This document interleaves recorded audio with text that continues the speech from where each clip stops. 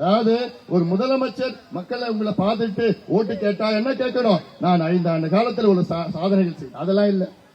என்ன பத்தி பேசணும், நம்ம கட்சியை பத்தி பேசணும், இந்த துரோகிகளை பத்தி பேசணும். இதுதான் ஸ்டாலின் அவர்களுக்கு வந்தது. அவர் ரத்தத்திலே இருக்கு. அதுல என்ன எனக்கு வேடிக்கை என்னன்னா சொல்றாரு, இப்ப இந்த கூட்டத்தில் சொல்றாரு, ஐயா மருத்துவர் ஐயாவுடைய வலதுகரம் ஜி.கே. மணியா. ஜி.கே. மணியோட மகனுக்கு பெண்ணாகரத்தில் காங்கிரஸ்ல கை சின்னம்.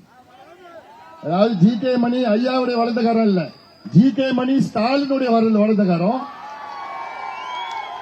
தமிழ்குமர உதயநிதி ஸ்டாலினுடைய வலதுகரம்.